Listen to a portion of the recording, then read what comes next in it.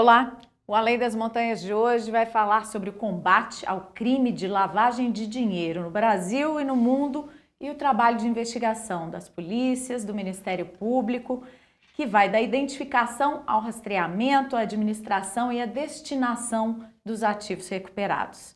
Participam deste programa a promotora de justiça Mariana Michelete da Silva, coordenadora da CORA-LD, que é a Coordenadoria Estadual de Rastreamento de Ativos e Combate à Lavagem de Dinheiro do Ministério Público de Minas, a promotora de justiça Paula Aires Lima, coordenadora do GAECO, o Grupo de Atuação Especial de Combate ao Crime Organizado do Ministério Público de Minas, e o promotor de justiça William Garcia Pinto Coelho, coordenador do CAOET, que é o Centro de Apoio Operacional das Promotorias de Justiça de Defesa da Ordem Econômica e Tributária do MPMG. Muito obrigada pela presença de vocês aqui hoje, para esse Além das Montanhas.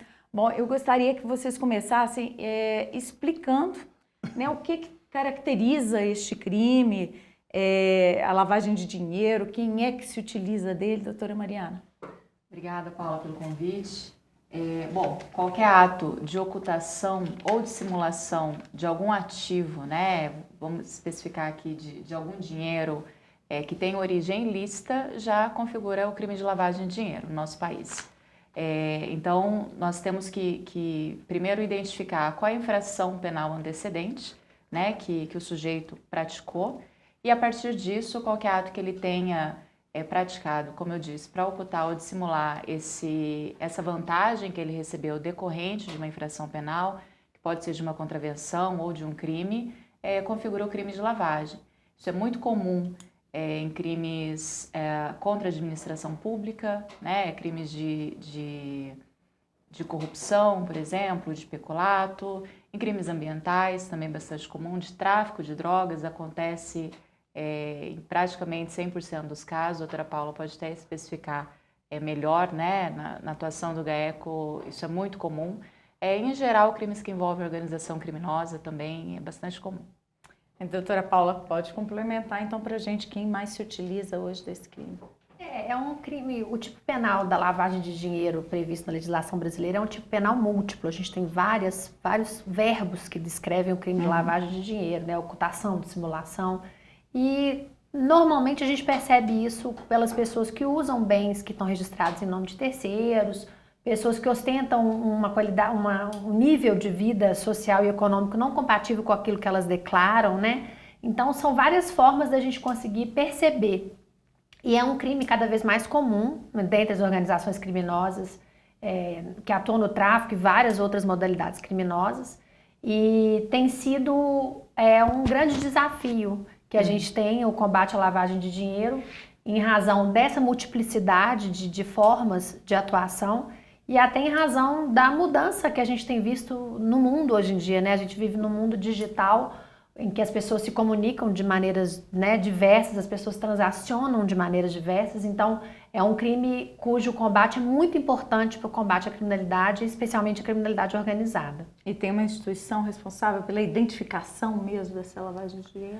São várias, né? A gente vive a obrigação de combate à criminalidade de vários atores no cenário brasileiro, mas a gente tem um órgão brasileiro muito importante nesse combate, que é o Conselho de Atividades Financeiras, o COAF, que é um grande parceiro nas investigações que envolvem lavagem de dinheiro.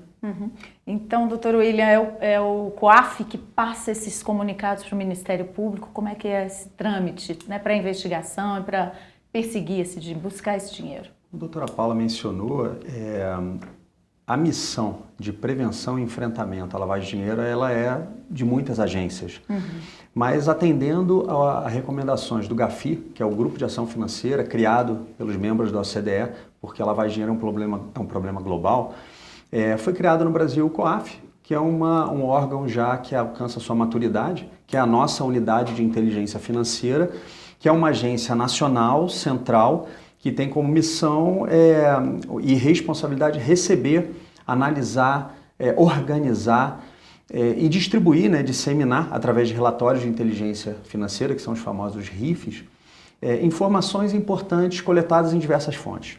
Em outras palavras, né, diversos setores obrigados autoridades públicas e até mesmo o cidadão, através de um canal. Cartório, Receita. Isso. As instituições financeiras é que sempre são lembradas, né? Uhum. As instituições financeiras.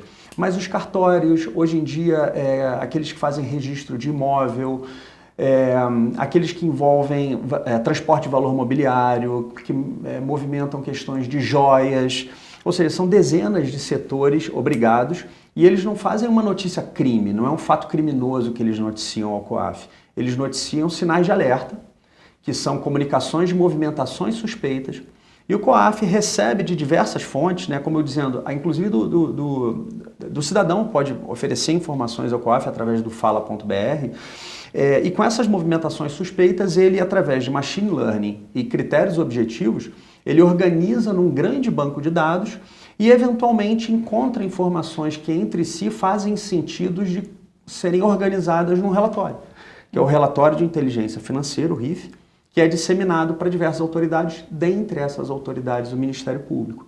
Então o Brasil tem essa autoridade central, que é a Unidade de Inteligência Financeira, que é o COAF, que organiza esses diversos dados e é uma fonte, não é a única, mas é uma fonte super importante para início e para amadurecimento de algumas investigações, com dados que o Ministério Público, as polícias, vão buscar para subsidiar. Às vezes é um ponto de partida para muitas investigações. E é o CAUET aqui no Ministério Público de Minas que coordena essa investigação? Como é que é distribuída entre as unidades em que vocês trabalham? Então, a lavagem de dinheiro é um crime que no Brasil nós temos uma legislação bastante avançada que qualquer crime anterior que envolva benefício financeiro pode ser o crime antecedente da lavagem.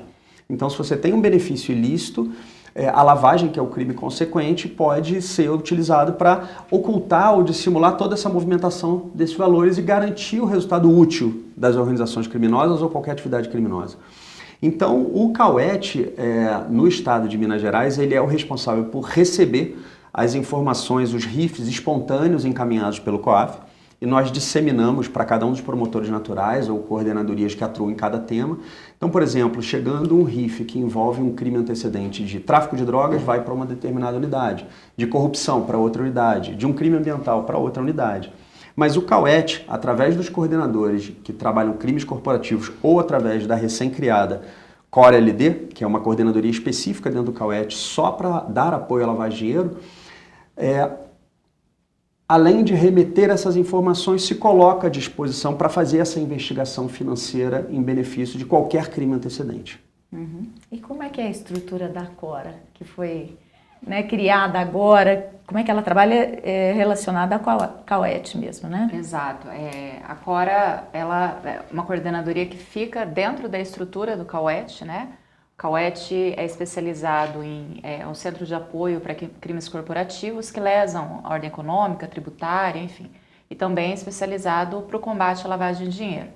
Na nossa estrutura atual, nós contamos ali, fisicamente inclusive, né, com outras instituições dentro do CIRA, que é o Comitê Interinstitucional de Recuperação de Ativos. Então nós temos conosco Polícia Militar, Polícia Civil, Receita Estadual, e o próprio Laboratório de Lavagem de Dinheiro, né, que é do Ministério Público de Minas Gerais. Então, com essa estrutura, nós conseguimos utilizar cada um desses atores para promover essa investigação específica de lavagem de dinheiro. É uma estrutura, né, nessa conformação inédita no país, dentro de uma instituição do Ministério Público, e que visa não só dar apoio a grandes operações ou grandes investigações, mas a todos os promotores de justiça do Estado nas suas investigações que visam ou identificação e recuperação de ativos ou então a identificação e processamento do crime de lavagem de dinheiro. E a investigação tem sido mais eficiente com essa estrutura, sim? Com certeza. Até a investigação financeira em si, ela pode ou não ser simples, né? Em alguns casos ela vai ser praticamente automática. Em alguns casos ela demanda um trabalho um pouco maior. A gente parte do pressuposto que o criminoso, né, a pessoa que lava dinheiro, ela fez um esforço para esconder aquele crime. Então, a partir disso, a investigação também é um pouco mais complexa. A gente tem que descobrir o que se passou, né, na cabeça dele, qual foi o esquema dele e fazer o caminho de trás para frente, seguindo o dinheiro, né, que é a nossa premissa principal. E a partir disso, a gente identifica não só o crime, mas, né, para responsabilização da pessoa que praticou, mas também, o que é mais importante, a recuperação desse dinheiro ilícito que foi lavado. Nós temos um estado enorme, né? Então, trabalhar dentro de Minas, eu já imagino que seja complicado, né? Para coordenar todas É um desafio. As comarcas e tal. Mas é um crime também que não respeita a fronteira, né? A lavagem de dinheiro. Há um trabalho conjunto com outros estados, com outras instituições federais, por exemplo, Sim, além do COAF. O GAECO é até especialista nisso, né? Até por investigar organizações criminosas, né? Acho que a natureza, a doutora Paula pode explicar isso maior, tem mais prática nisso, até eu vejo ali nos trabalhos que a gente tem junto, o apoio ou o trabalho conjunto com outras instituições é constante, né, Paula? Conta pra gente como é que é o trabalho do GAECO, doutora. A gente tem tentado imprimir no GAECO o combate à lavagem de dinheiro como uma sistemática em todas as investigações que a gente tem, né? Eu tenho dito que a investigação que só ataca o crime antecedente, ela é fadada ao insucesso, né? Porque a gente tem, tirando o grupo de extermínio, grupos terroristas, as atividades criminosas organizadas visam lucro, né? E se a gente não atacar esse lucro, nós estamos enxugando gelo. Então a gente tem tentado fazer isso de uma forma muito sistemática, em apoio com a Acora LD. A gente tem uma dobradinha dentro do contexto da UCC, que é a Unidade de Combate ao Crime e à Corrupção, em que o GAECO se alia, né, à Acora nesses grandes trabalhos. Em outros trabalhos a gente faz de forma mais autônoma, mas o GAECO tem tentado fazer isso de uma forma muito sistemática. E a sua pergunta em relação às fronteiras, né? Eu acho que não só o crime de lavagem de dinheiro, a criminalidade hoje nunca teve, né? Eles não têm limite nenhum legal, ético e nem de fronteira, como a gente tem competencial, por exemplo, ou de atribuição. Mas a gente tem hoje em dia essa vantagem, o GAECO virou uma marca nacional, os 26 estados, o Distrito Federal e o Ministério Público Federal têm GAECOs. A gente tem um grupo que se reúne 2 vezes ao ano, então a gente tem uma facilidade em conseguir sair da fronteira para ampliar as nossas investigações, seja no apoio, seja no compartilhamento de informações, mas assim, a estrutura da lavagem de dinheiro para o GAECO hoje é uma matéria muito importante, por isso cada vez mais a gente tem se aliado ao CAUET e à Cora LD no combate na busca a um combate o mais eficaz possível. Internacionalmente também há Não, quando a lavagem internacional é do Ministério Público Federal. Então, quando a gente chega e constata uma lavagem que já sai da nossa atribuição, já não é mais do Ministério Público Estadual, a gente tem até ampliado, estamos agora tentando fazer uma parceria com o MPF, com o GAECO do MPF em Minas, por um caso que vai ultrapassar as nossas fronteiras, mas o que sai do Brasil já deixa de ser da Justiça Estadual, passa a ser da Justiça Federal e, consequentemente, sai do MPE e vai para o MP Federal. Que tipo de caso vocês trabalham? Falando no geral, né? Para não citar nenhum caso específico e não comprometer. Flex, total flex, né? A gente tem muito crime de organização criminosa e lavagem de dinheiro, como grandes facções, né, nacionais conhecidas mundialmente. A gente tem grandes facções atuando aqui em Minas? Temos grandes facções atuando em Minas, elas não são originárias de Minas, mas elas tentam entrar em Minas, em alguns nichos mais especiais territoriais, mas temos facções criminosas em Minas. E que atuam em que áreas? Tráfico de drogas? Tráfico de drogas. Mas a gente já não tem mais facções criminosas que só atuam no tráfico de drogas. Elas atuam no tráfico de arma, elas atuam na clonagem de veículo, elas cometem crime de homicídio, né? Mas o grande negócio é o tráfico de drogas. Mas a gente tem em Minas uma situação um pouco mais confortável que alguns estados vizinhos. A gente tem uma segurança pública ainda controlada. Então, cercado, né? São Paulo, Rio, Bahia hoje, né? Sim, mas a gente tem uma situação, a gente tem polícias muito boas, assim, os órgãos de segurança pública mineiros têm funcionado bem e a gente tem conseguido segurar. Mas é um grande desafio porque é um estado estratégico, nós estamos no meio do Brasil, nós somos um pequeno Brasil, a gente tem as realidades como o Brasil tem de norte a sul as diferenças. Então eu acho que é um grande objetivo, né? Então assim, a gente que trabalha na área de combate à lavagem e de organizações criminosas, a gente tem que ficar atento o tempo todo. E o combate à lavagem de dinheiro é um caminho muito importante nesse sentido. O trabalho feito internamente no Ministério Público, né? Essa correlação de vocês e todas as promotorias, como é que tem sido coordenado pelo CAUET para esse combate?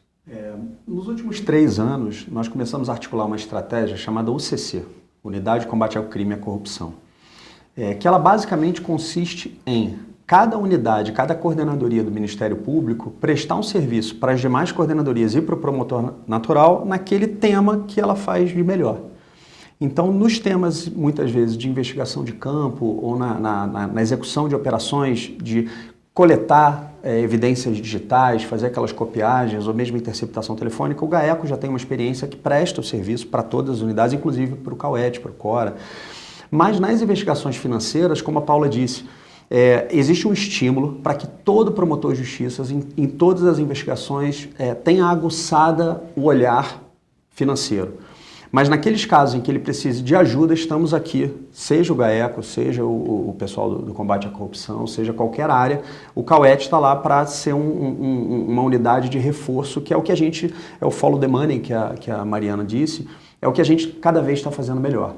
E mais do que só seguir o dinheiro, são diversas atividades, né? A gente tem que identificar o dinheiro, a gente tem que conseguir bloquear o dinheiro, tem que conseguir internalizar no Estado, fazer destinações para que ela realmente feche um ciclo e retorne efetivamente para a sociedade.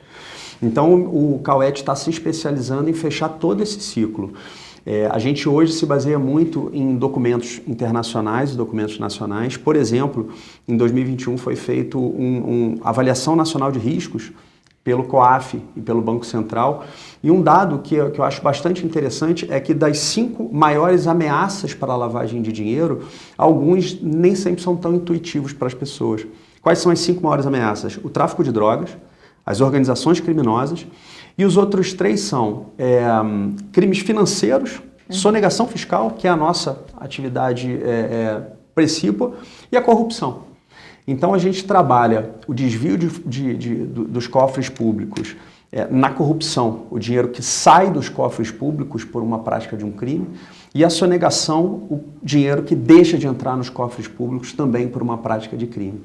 Então o CAUET hoje atua basicamente em crimes corporativos, que a gente, em outras palavras, crimes falimentares, crimes financeiros, crimes econômicos e tributários, e dá apoio nessa investigação financeira e de lavagem para todos os crimes, não só esses crimes corporativos. Ok, nós vamos para um breve intervalo e vamos voltar já já para explicar como é que é feita essa perseguição desse dinheiro, né? O follow the money. Aguarde.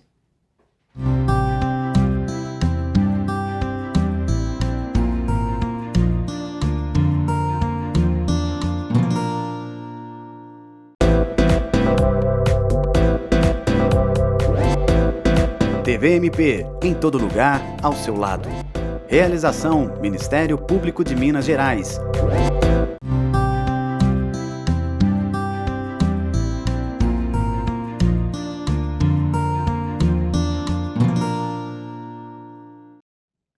Estamos de volta com Além das Montanhas, que hoje fala do combate à lavagem de dinheiro. E aí eu quero saber da doutora Paula quais são os meios mais usados, né, pelos criminosos para a lavagem de dinheiro, os tipos mais comuns, os mais sofisticados. Como eu disse, a variedade de verbos ali no tipo penal da lavagem, a gente tem muitas modalidades criminosas, algumas muito sofisticadas e outras muito simples, né? Uma muito simples, por exemplo, é o uso de laranja, né? Eu registro um bem que é meu em nome de uma outra pessoa para que eu não tenha como ser perseguido, né, aquele patrimônio. Movimentação financeira, eu declaro que tenho 10 e movimento 1.000, né? É uma forma também eu ter uma ocultação desse dinheiro que está passando nas contas. E a gente tem hoje em dia algumas formas muito mais sofisticadas, né? A criptomoeda, né, que são as moedas virtuais, dólar cabo, que envolve transações internacionais. Então, assim, a gente tem uma variedade muito grande de formas de lavagem de dinheiro. E esse é um dos grandes desafios, porque não só é difícil detectar, as simples são evidentes. O cara tá andando com um Porsche, que não tá na garagem, um Porsche que tá em nome de terceiro, mas nem sempre é evidente assim, né? Então, o importante é que o investigador, o promotor, o policial, tenha aguçado, né? Mantém em mente o tempo inteiro essa procura por esses bens ou por essas transações ilícitas que podem ser feitas de formas muito sofisticadas ou de formas muito simples. Então, assim, existem muitos tipos de lavagem possíveis pela nossa legislação. Uhum. Hoje até Pix é usado para lavagem de Com dinheiro. certeza. Quer dizer, são meios lícitos, né, para esconder dinheiro, sonegar. Isso é pagamento próprio de do impostos. tipo, né? O tipo da lavagem eu estou tentando lavar, eu quero que um dinheiro que é sujo fique limpo.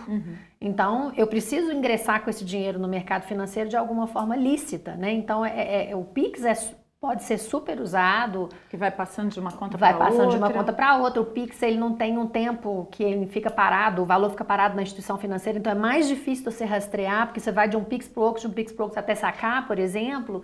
Então, é possível ser feita por todas as formas de transações bancárias lícitas que a gente tem no nosso mundo aí econômico e financeiro.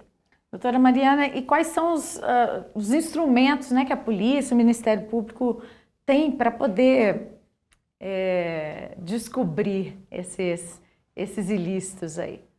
São vários, né? Como eu disse, tudo vai depender do caso. Tem casos que são mais simples e é evidente, né? E tem outros casos que não são tão simples.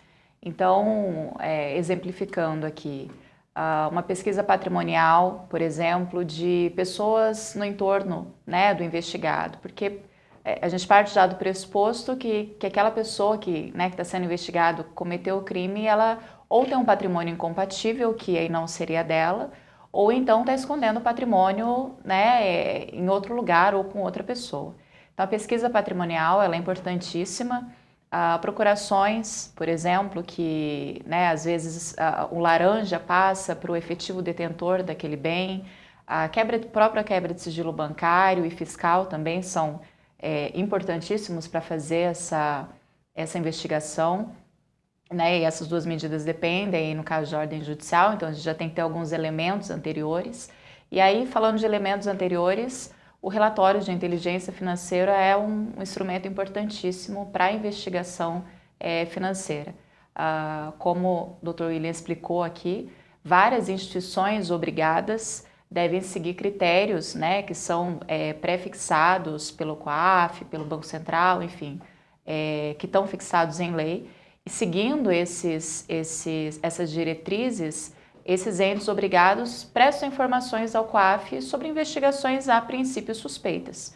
É uma porção de dados que vocês vão receber para trabalhar isso. Exatamente. Né? O laboratório ajuda nesse O laboratório, a Polícia Civil também faz esse tipo de análise, né? Ali dentro da estrutura do COET, como eu disse, nós temos equipes de investigadores de polícia que são inclusive também especializados em fazer esse tipo de análise.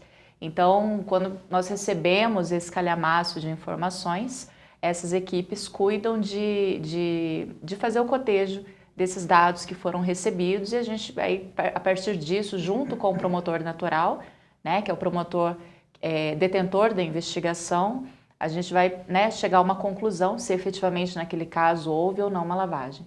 Uhum. É preciso agilidade, né? Porque imagina assim, no caso do uso do Pix, né? Esse dinheiro vai passando por tantas contas, né? E perseguir essa linha, né, de investigação não deve ser... A agilidade, ela principalmente é importante para a gente conseguir assegurar o bem, né? Ou o dinheiro, para que o criminoso, a partir do momento em que sabe da investigação, a tendência dele é tentar esconder aquele bem ou se desfazer daquele bem, né? Então, às vezes permanece a responsabilização penal, porque o crime foi identificado, mas a gente não consegue encontrar o ativo. Nossa luta diária é para que nós consigamos as duas coisas, tanto a responsabilização quanto também a preservação daquele bem e havendo uma sentença penal condenatória que esse bem retorne efetivamente, no nosso caso aqui, né, para o Estado de Minas Gerais ou para, enfim, para quem tiver que retornar. Doutor William, a gente estava falando da relação do crime de sonegação fiscal com o de lavagem de dinheiro, né? O que está perdendo mais hoje em termos de arrecadação ou essa luta contra esses grupos organizados? Qual que é a maior batalha hoje? Em termos de valores, por exemplo, esse ano de 2023, no CIRA, que é um Comitê Internacional de Recuperação de Ativos, que é uma iniciativa pioneira de Minas Gerais, replicada em outros 19 estados da federação, que cada vez se organiza mais. Nesse último ano, nós recuperamos para os cofres públicos 1 bilhão e 900 milhões de reais. Ou seja, é um valor substancial que retorna para políticas públicas. Mas muitas vezes a danosidade social desse valor que deixa de entrar, ele é subestimado. E por dois grandes fundamentos.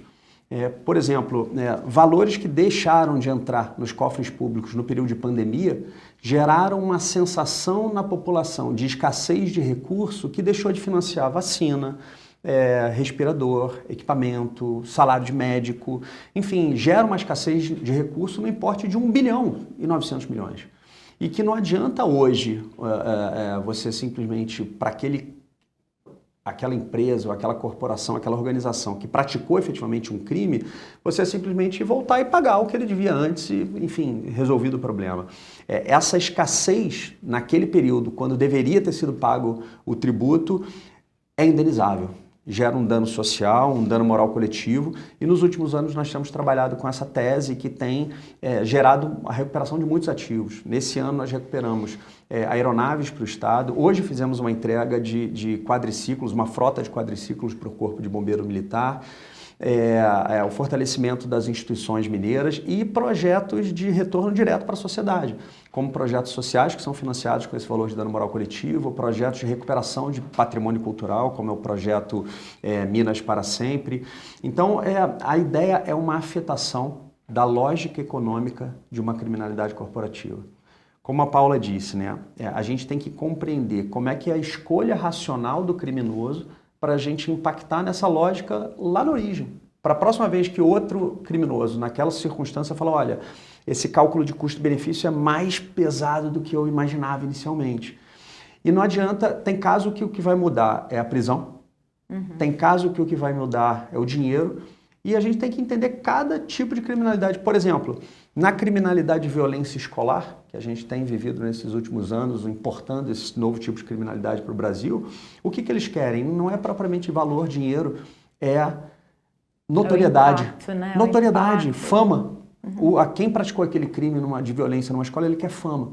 No nosso caso aqui, do criminoso financeiro, econômico, tributário, ou organizações criminosas que têm benefício econômico, muitas vezes a prisão faz parte, eles entendem que alguém que está na frente ali eventualmente vai ser preso ou não, de acordo com o tipo de criminalidade, mas a ideia de impactar economicamente a lógica desse crime organizado é uma das vertentes que é fundamental para o Estado dar uma resposta suficiente, integral e eficiente para tentar enfrentar essa criminalidade organizada em todas as suas frentes. Então, nesse caso, é mais eficaz agir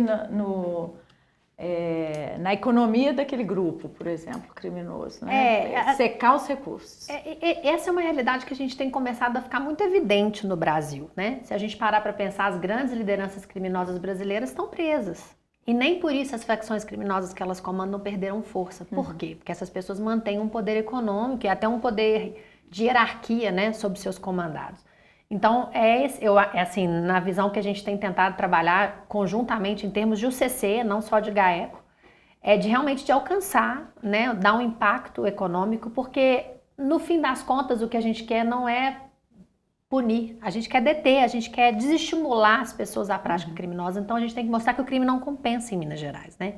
Então a gente tem feito esse trabalho a prisão é importante, eu acho que a gente tem que, outra política que a gente tem adotado, da responsabilidade 360, da gente conseguir atingir o criminoso em todas as esferas, civil, criminal, administrativa, e para isso a gente precisa impactar economicamente. Então realmente atingir tudo aquilo que é caro para o criminoso. E a liberdade está na conta, é o que o William falou. Uma pessoa que se dedica à criminalidade organizada, especialmente violenta, ao tráfico de drogas, ela sabe que em algum momento ela vai ser presa.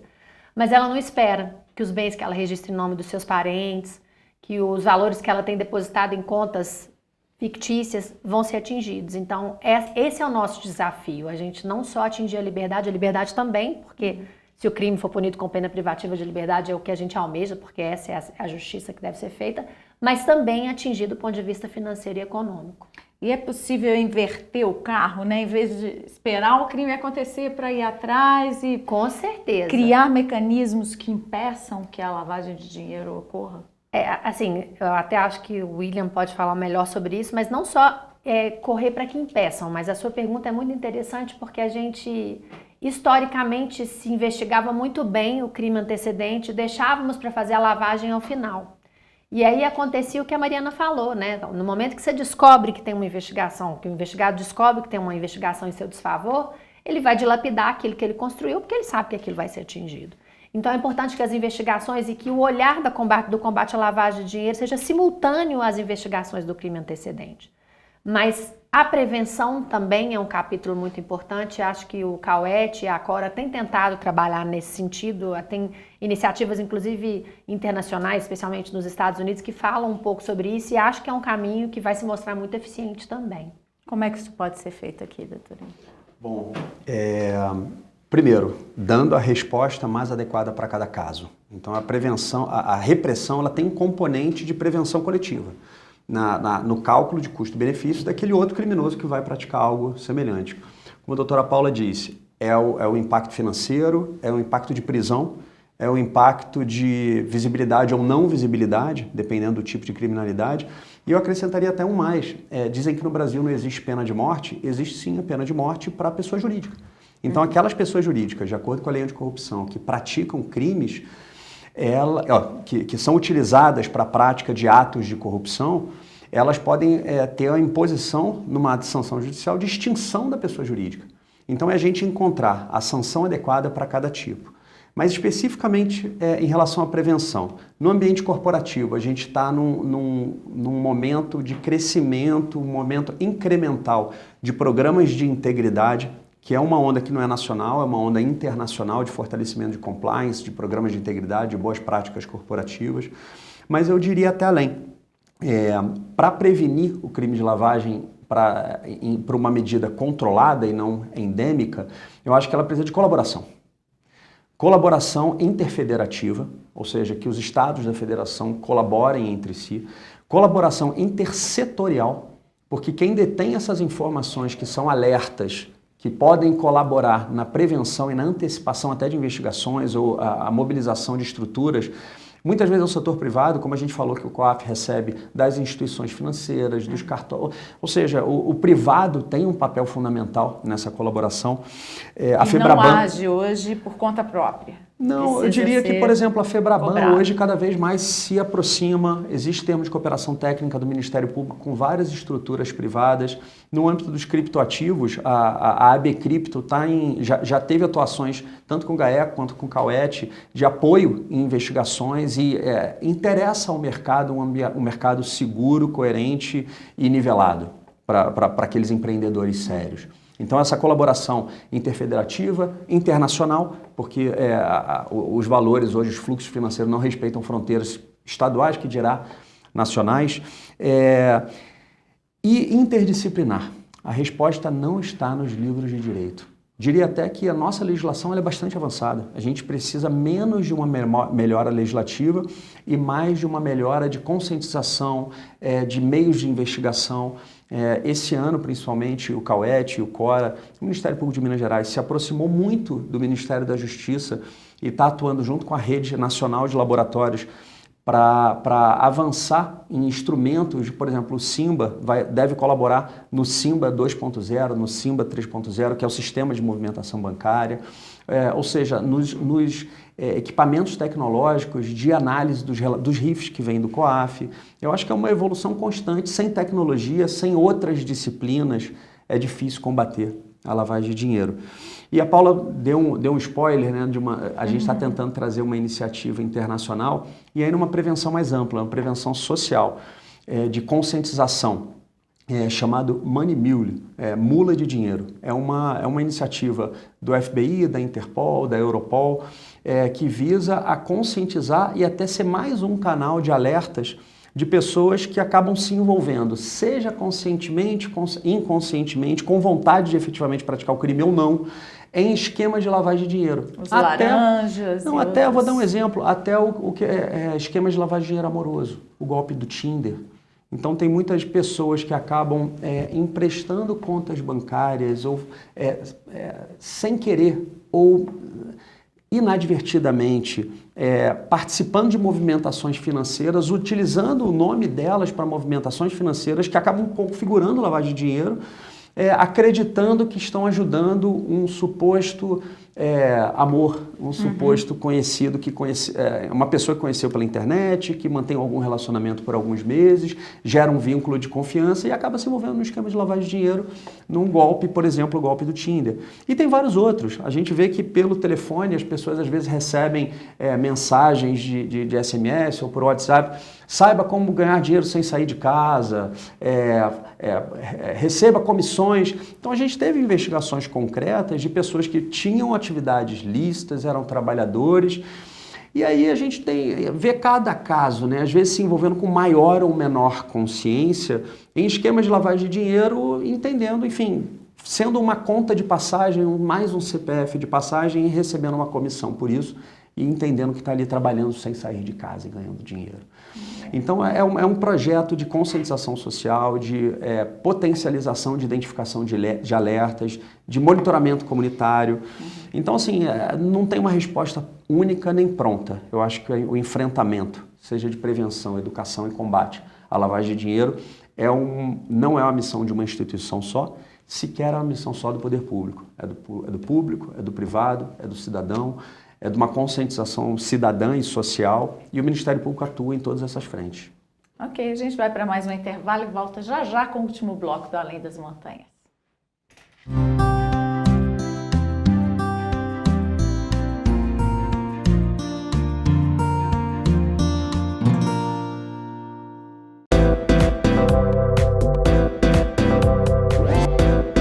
TVMP, em todo lugar, ao seu lado. Realização: Ministério Público de Minas Gerais.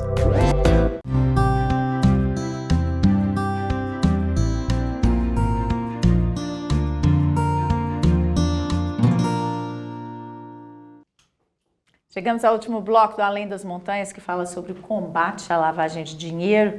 E aí eu queria perguntar para a doutora Mariana o que tem sido mais eficaz, né, e capível nesse caso de lavagem de dinheiro, que medidas contra esse crime têm sido mais eficazes? Olha, a nossa legislação, tanto o Código de Processo Penal quanto a própria lei de lavagem, prevê vários instrumentos, né, nós chamamos de medidas assecuratórias, com vistas a recuperar esse bem, né, que deve ser retirado do criminoso. Pois o Dr. William pode até falar também de uma outra possibilidade que tem sido frequente ali na atuação do CAUET, que é também a recuperação por meio de acordos formulados com o Ministério Público. Mas não sendo essa hipótese, né, não havendo ali um acordo, que também é previsto pela legislação, nós temos vários instrumentos. A gente pode destacar aqui o confisco de bens, né, aquele bem que foi identificado mesmo como sendo objeto do crime. O arresto também, que ele atinge bens de valores equivalentes àquele, já que, né, aquele pode não ter sido localizado, aquele sujeito ao confisco, então a gente pode aplicar o arresto. E também o confisco alargado, é uma medida relativamente nova no Código Penal, previsto para casos em que a pena máxima do crime, esse é o primeiro pressuposto, né, um requisito objetivo, seja superior a 6 anos e ela visa atingir bens ou ativos daquele réu, como eu digo, que ultrapassem a capacidade financeira dele. Então, eventualmente, ele tem algum bem ou em nome dele, ou ele detém aquele bem, apesar de não estar em nome dele, mas a gente verifica ali uma diferença patrimonial entre o que ele pode declarar, né, entre o que é compatível com o que ele licitamente pode declarar e a realidade, né, que é verificada. Então, nesse caso, essa diferença ela pode ser objeto também desse confisco alargado e, havendo a condenação, também haverá a perda desses bens. Isso é mais fácil quando a pessoa ostenta, né? Mas é uma medida, assim, na área de atuação do GAECO, os acordos são menos comuns, né? Cabe a nós a criminalidade violenta, o tráfico de drogas, que não temos um perfil conciliatório, né? A gente dificilmente consegue acordos. Aí Então, a prisão... E as medidas sequestro de securatórias bens, são tudo muito mais. importantes, né? E o confisco alargado é muito importante porque o criminoso organizado, o grande criminoso, ele esconde bem, né? Ele sabe, ele lava bem, ele tem uma lavagem de dinheiro eficaz. Então, nem sempre nós vamos conseguir identificar o bem em nome de terceiro ou um bem que a gente consegue comprovar que o valor de compra era um valor ilícito. Então, o confisco alargado vem para trazer quase uma presunção de ilicitude sobre patrimônios que não são compatíveis com aquilo que é declarado pelo investigado. Então, é uma medida, como disse a Mariana, nova, mas é uma medida que tem se mostrado eficaz nesse sentido. A gente não precisa perseguir o bem adquirido com valores ilícitos, mas o patrimônio como um todo, ainda que registrado em nome de terceiro. Porque nos outros casos você tem que especificar qual bem. Antigamente seria mais ou menos, o confisco alargado veio para trazer uma presunção, né? Ele veio para facilitar essa persecução patrimonial à pessoa que comete o crime de lavagem de dinheiro. Provar que ele conseguiu comprar aquilo. Exatamente, eu tenho uma presunção de inocência e cabe a ele comprovar que de fato o bem é do terceiro, que o terceiro comprou e o terceiro tinha lastro, né? Porque muitas vezes está em nome do terceiro e nem o terceiro tem lastro para adquirir.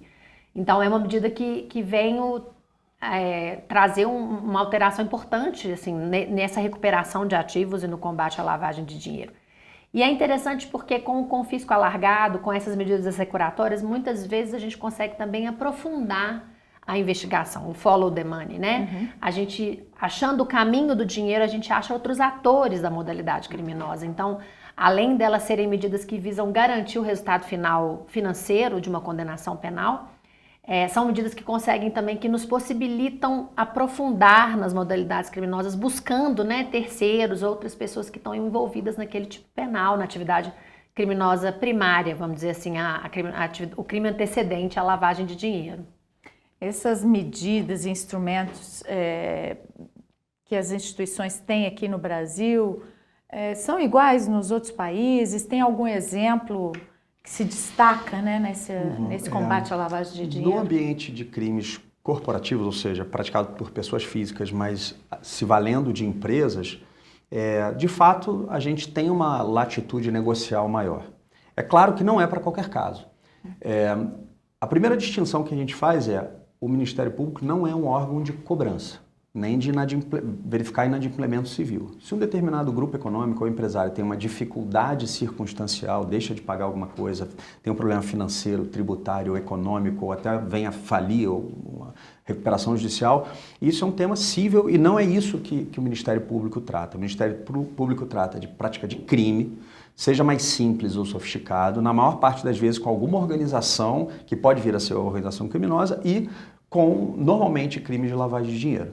E nessas hipóteses a gente ainda faz uma distinção daquelas empresas, daqueles grupos que são constituídos com o único objetivo de praticar crime, e aí não tem acordo, é a mesma resposta do GAECO. A resposta é persecução patrimonial, é bloqueio de bens, é confisco alargado, é fechamento de empresas e prisão de pessoas. Agora, nas empresas que elas são utilizadas, elas produzem, elas têm um interesse social, exercem sua função social, mas também eventualmente são utilizadas para a prática de crimes, o Ministério Público tem que se especializar e aprimorar seus instrumentos negociais para separar o joio do trigo. Conseguir fazer negociações ágeis e impactantes para que seja um reforço para que a empresa não volte a praticar crimes, ou que outras empresas também se autodenunciem ou evitem praticar crimes, mas que a gente não sufoque economicamente ao ponto de inviabilizar a atividade econômica lícita. Então, primeira diferenciação é essa. Agora, seja na criminalidade corporativa, violenta, de corrupção, de facção, qualquer uma, é como na Olimpíada, o doping e o antidoping. Para cada novo teste de doping, atletas que querem alcançar benefício concorrencial criam novas estruturas para se dopar e ter vantagem em relação aos demais. E dessa mesma forma são as soluções tecnológicas, as camadas de prevenção públicas e privadas. Então o Estado, o mundo, cada vez mais tem se prevenido e passou a se tornar um problema de ação coletiva. Não adianta só o Brasil se organizar se o país vizinho não se organiza. Só que não adianta o Cone Sul se organizar se na África também não se organiza. Não adianta os países da OCDE se organizarem se vocês têm paraísos fiscais. você vê que uma atuação contundente da OCDE tornou diversos países que eram considerados na grey zone de paraísos fiscais cada vez mais se tornarem colaborativos. A Suíça é um grande exemplo. A Suíça, que sempre foi, no imaginário das pessoas, um país que é um paraíso fiscal, enfim, nos filmes, né, no que a gente vê, hoje, cada vez mais, e a gente teve experiências positivas de colaboração com a Suíça, diferente do que é no imaginário das pessoas. E falando em mundo... Mas isso cria outros caminhos, estruturas, né? No Caribe a gente vê hoje sim, paraísos fiscais. e com peculiaridades locais e regionais. Uhum. Eu vou dar um exemplo. Existe uma estrutura de circulação de dinheiro fora do sistema financeiro, instalada, bilionária e internacional, chamado Hawala.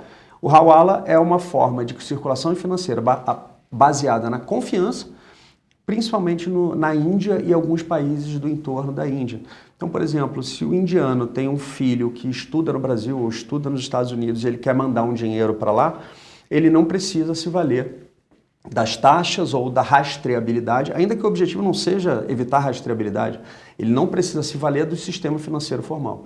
Ele tem uma pessoa local em que ele entrega o valor na moeda indiana e ele tem um outro indiano ou uma pessoa de confiança no país de destino que vai entregar a partir de um código, basicamente um código verbal muitas vezes ou escrito, numa relação de confiança, e a rastreabilidade disso é tão antiga e tão difícil quanto é do criptoativo. Então, se a gente tem alta tecnologia no criptoativo que dificulta, não impossibilita o rastreamento, é bom falar isso, que o criptoativo, os criminosos corporativos que estão nos ouvindo. Hoje, cada vez mais, as estruturas de Estado se organizam, têm ferramentas de rastreamento, e nós aqui em Minas Gerais tivemos a primeira, junto com o GAECO, uma operação importantíssima, que foi a primeira operação no Brasil em que se conseguiu o bloqueio de criptoativos, né? E efetivamente a recuperação de valores que circulavam através de criptoativos. Então o Estado está se aprimorando, os órgãos de regulação nos Estados Unidos, é um debate global. Quando a gente fala de debate global, o criptoativo é um debate global e tecnológico. Mas quando se fala de Hawala, é um debate global e super simples. Então assim, quando a gente pensa que a Hawala pode ser tão difícil de rastrear quanto o criptoativo, a gente dá a dimensão e a internacionalidade de um problema que é um problema global e de ação coletiva chamado lavagem de dinheiro. Você citou um caso de sucesso, né? Vamos citar outros, seja por meio de acordo ou de captura desses bens. O que a gente pode trazer aqui de casos recentes? Nessa esteira de acordos, né, que eu mencionei, que também propiciam a recuperação de ativos decorrentes até da lavagem de dinheiro e também, obviamente, do crime antecedente. O William mencionou aqui, né, que esse ano o CIRA recuperou 1,9 bilhão de reais para o estado de Minas Gerais. Parte importante desse recurso foi obtido de forma inédita e muito célere, né, porque são casos, sem citar nomes aqui, mas falando rapidamente, casos que foram identificados há praticamente um ano atrás, e a partir da descoberta, né, do ilícito em crime corporativo, foi descoberta, ou na verdade mais de um caso, né? Mas foram descobertas a estratégia criminosa adotada, e a partir disso, numa mesa de negociação... A gente pode citar a estratégia criminosa que era adotada nesse caso? Às vezes a estratégia, apesar de serem casos muito grandes e milionários, elas são às vezes relativamente simples. E eu vou tentar dar um exemplo entre nós aqui dessa mesa. Digamos que o meu parceiro comercial seja a Paula. E a Paula, ela é de outro estado. E o estado de Minas Gerais dá um incentivo tributário para que eu me relacione com pessoas do meu estado. Para que empresas como a Paula floresçam e gerem emprego no meu estado de Minas Gerais. Então mas eu quero vender para a Paula, que está em outro estado. E eu quero, ao mesmo tempo, o melhor dos dois mundos, que é receber o benefício econômico de gerar emprego em Minas, coisa que eu não gero.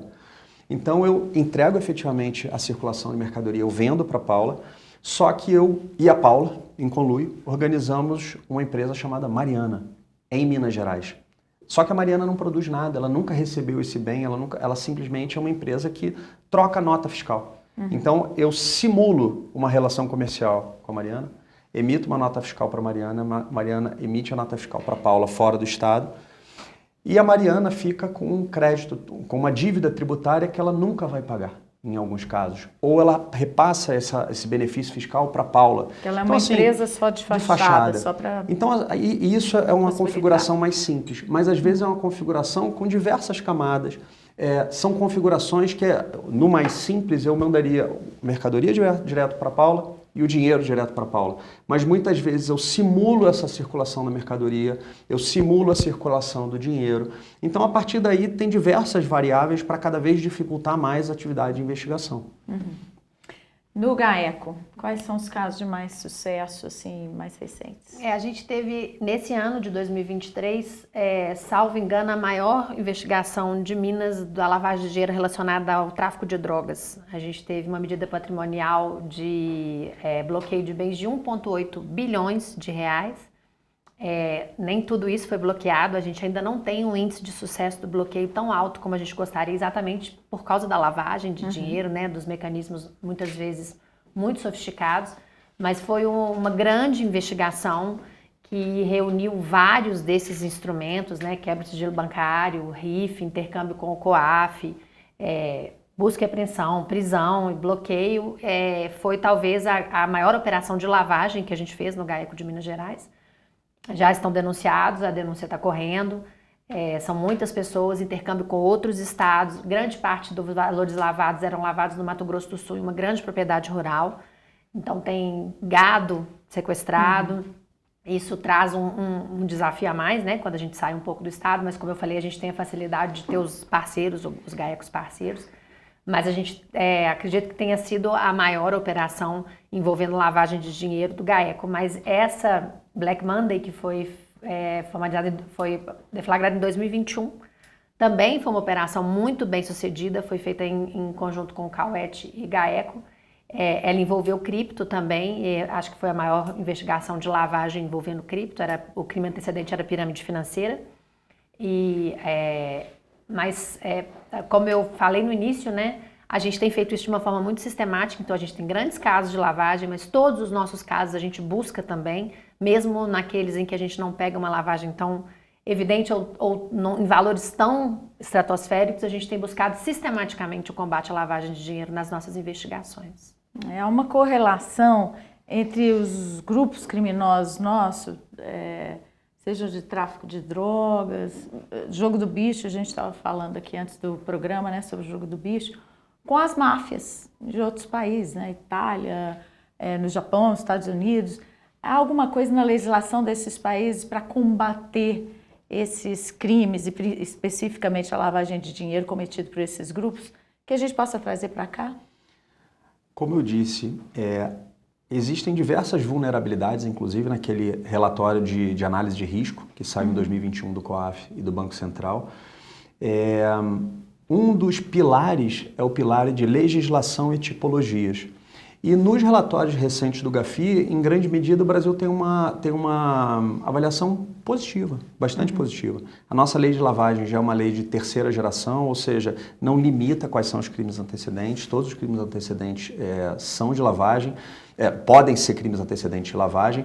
Eu vejo que o desafio hoje maior é um desafio de conscientização e prevenção, como nós dissemos, mas um desafio investigativo, com uma nova forma de criminalidade, e eu gostaria de mencionar aqui um grande parceiro, tanto do GAECO quanto do CAUET, e o CAUET do CORA também, que é o GAECiber, aqui de Minas Gerais, o Dr. Mauro.